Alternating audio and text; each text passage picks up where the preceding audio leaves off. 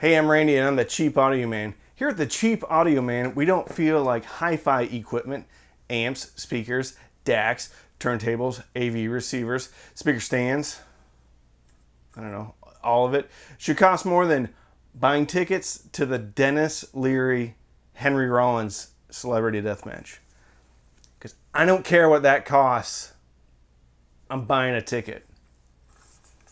And this doesn't. What is it?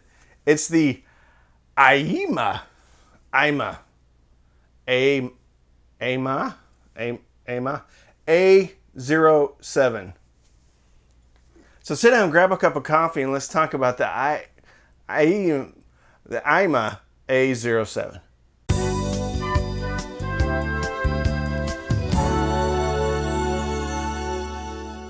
Today's sponsor is peanuts. They've been causing violent allergic reactions since around 1990. Before that, not really. After that, violent allergic reactions. That's why they have to sponsor, because they still need to get the word out. It's still safe for some people. Other people, if you bring a Reese's peanut butter cup candy bar to your kid at school, they freak out. All right. The Aiyima. Let's see if you can see this. All right, it is the A07. Ooh, look at that. All right, so we have obviously a kind of brushed aluminum front panel. We have, I was getting mixed up. All right, here's your volume knob. Quite smooth. Very nice. And actually, it has like numbers. Yeah, numbers. Goes up to 60, all right? So you can put it on the dial. Then you have a little toggle switch, and I kind of like I do. Screwed it up again. Little toggle switches. On the back, you have the standard fare. Power, speakers, RCAs. And then you actually have a little 3.5 millimeter analog input. So, technically, you can connect two analog inputs to this. However, I don't see a selector switch, so you're gonna probably have to. They're probably both gonna be rolling at the same time. So if you really want to party, hook up your CD player and your turntable through this phone app and then have a good time. Playing both at the same time. All right. How much does it cost? What is the price? $80, but right now they have a 5% off coupon, which brings the grand total to about $75. This is rated at a report. Okay, before that uses the Texas Instruments TPA 3255 chip for the amp, and that's pretty well regarded. And anytime someone's putting that in their title on Amazon, chances are there's a reason for that.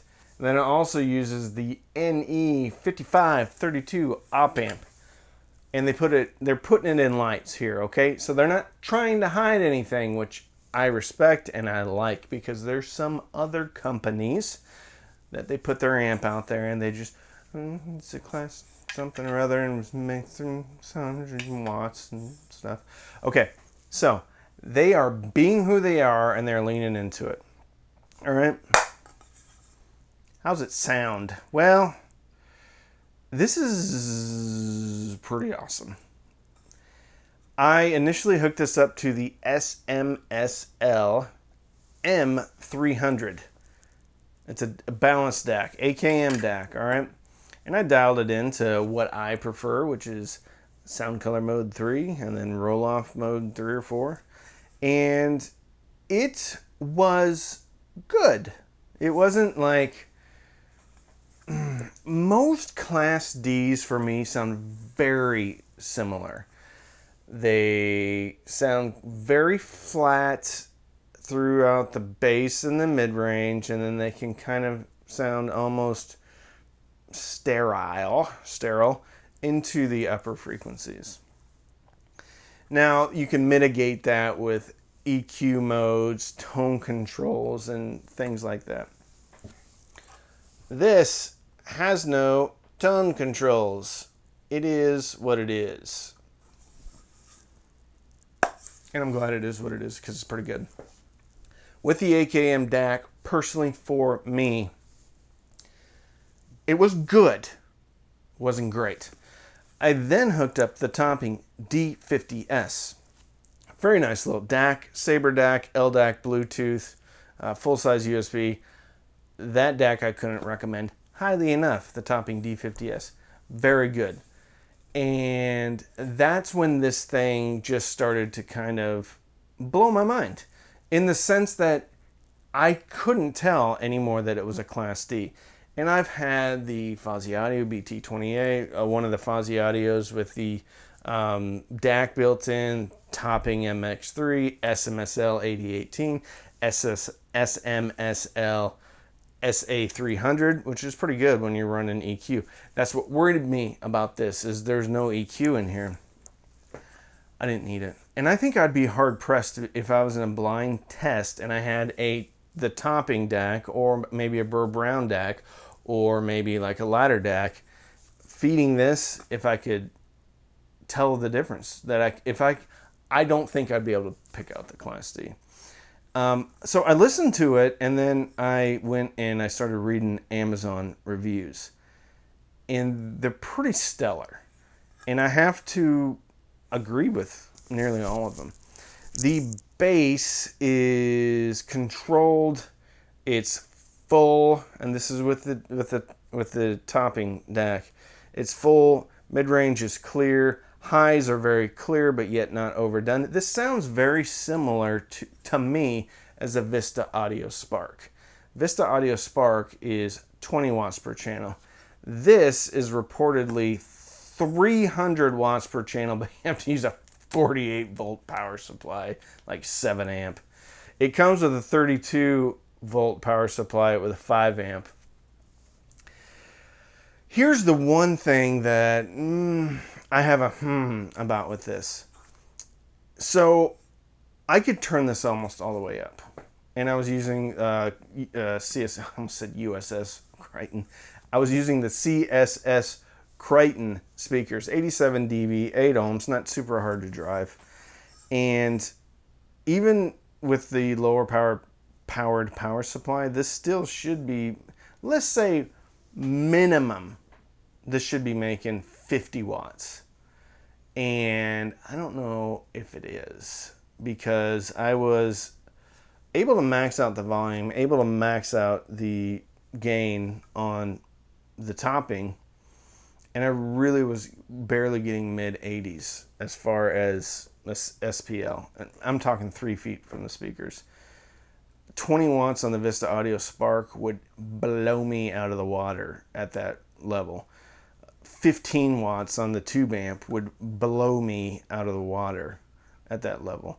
So either I'm doing something wrong, or I don't have the right power supply for this, but I don't think it was remotely getting close to 30 watts, let alone 50, let alone 160. So that's the only concern I have about this, but I can get around that because it sounds so good. It sounds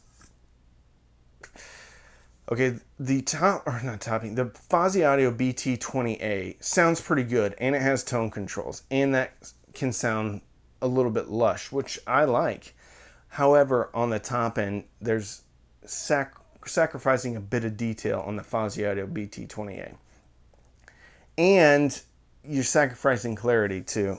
It's just not as clear and apparent and as nice as this. Let's see, what else?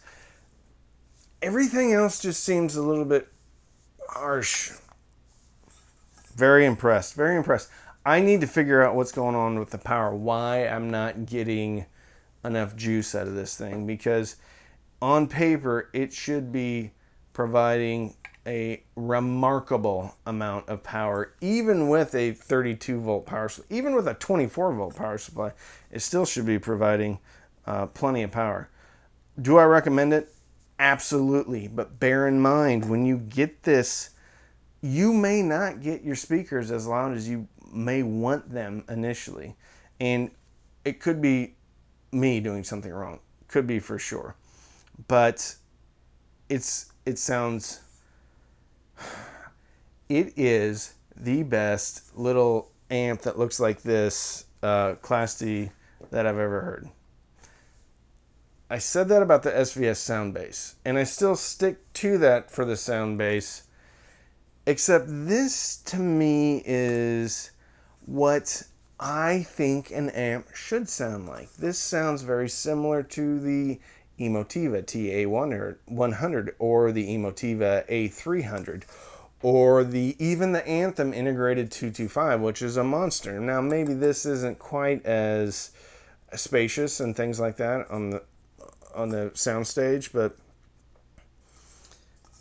there's some Class Ds that I have in right now that are well regarded that are way more expensive, and I think this one sounds better. I'm not going to mention them by names right now, but there's a very expensive Class D amp that I have in right now. I'd take this one. Now, granted, you're going to have to put a bunch of stuff on it. I got to get over I got to figure out the power though.